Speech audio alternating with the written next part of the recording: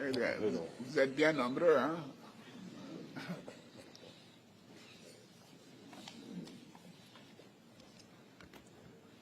Monsieur le Président, chers frères, je suis heureux de vous accueillir en Côte d'Ivoire, à Abidjan, à l'occasion de la visite de travail et d'amitié que vous effectuez dans notre pays.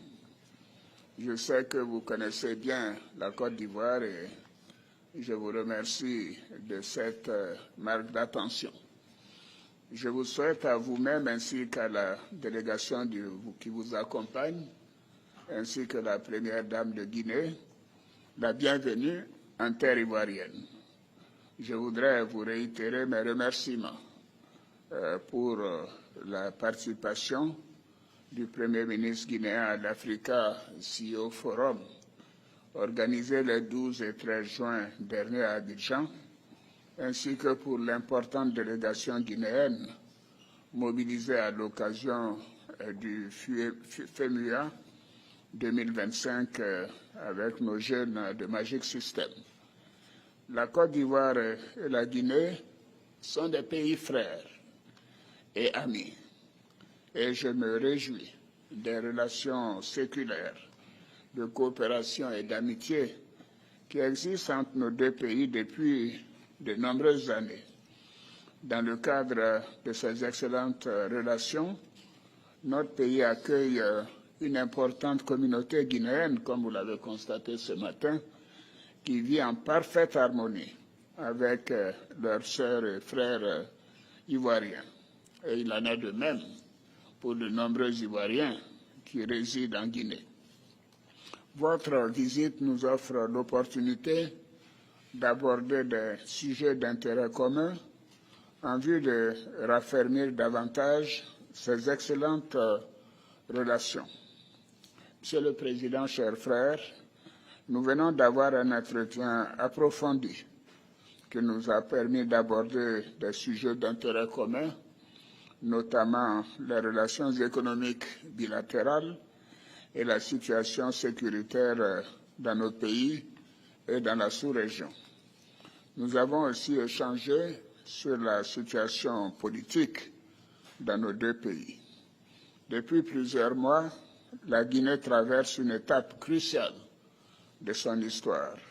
La Côte d'Ivoire suit évidemment avec un grand intérêt cette évolution, ainsi que pour les efforts déployés pour retrouver la normalité constitutionnelle. J'ai été, avec le président du Ghana, l'un des chefs d'État à vous rendre visite après le changement en Guinée. Notre vœu est de voir la Guinée retrouver son lustre d'antan et poursuivre sa marche vers le progrès économique et social pour le bonheur du peuple guinéen. Je voudrais à cet égard vous féliciter pour les importants progrès réalisés dans le cadre du développement à travers votre programme Simandou 2040. S'agissant de la coopération bilatérale, nous avons observé une augmentation dans les échanges commerciaux globaux entre nos deux pays, qui ont connu une progression de 78% l'année dernière. Toutefois, ce niveau semble impressionnant, ce niveau d'échange d'environ 100 milliards ne reflète pas le potentiel économique de nos deux économies. Nous devons faire plus et mieux. Nous avons décidé de renforcer davantage notre coopération économique, notamment dans les domaines des mines et de l'énergie, du transport, bitumage de la route Lola, fourniture de la frontière de la Côte d'Ivoire, construction du chemin de fer San Pedro-Monimba et ensuite Conakry. Nous avons aussi convenu d'organiser dans les plus brefs délais la 3e session de la grande commission mixte de coopération ivoiro-guinéenne et d'accélérer les travaux de délimitation et de matérialisation de la frontière ivoiro-guinéenne. Monsieur le Président, je voudrais aborder bien sûr la situation de la sous-région. Nous avons aussi échangé sur cette situation préoccupante dans notre sous-région, notamment la situation sécuritaire, politique et humanitaire dans les pays du Sahel et les menaces que ceci pose pour les pays côtiers.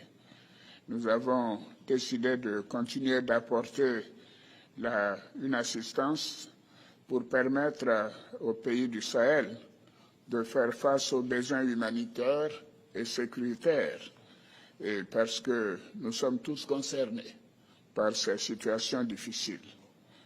Enfin, s'agissant de l'Union du fleuve River-Mano, à laquelle nos deux pays sont membres, nous avons souligné l'importance de reprendre les réunions ministérielles en vue de préparer un sommet dans les prochains mois sur les questions d'intégration économique et de veille sécuritaire et environnementale. Je pense que si les pays concernés arrivaient à développer le commerce et les échanges entre eux, cela serait un premier noyau d'intégration utile.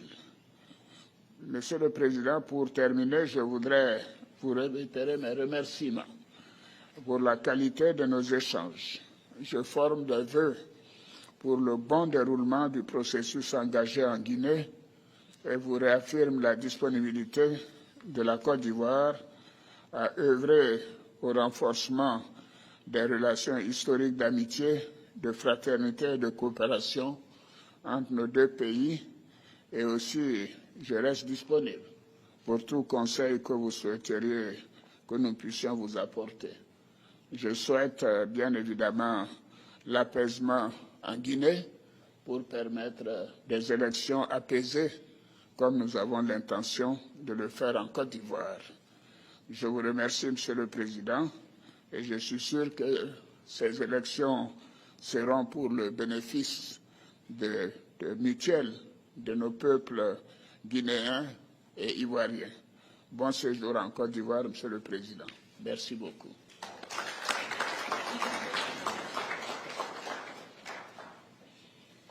Excellence, Monsieur le Président, chers grands frères, c'est un immense honneur pour moi d'effectuer cette visite en terre africaine de Côte d'Ivoire.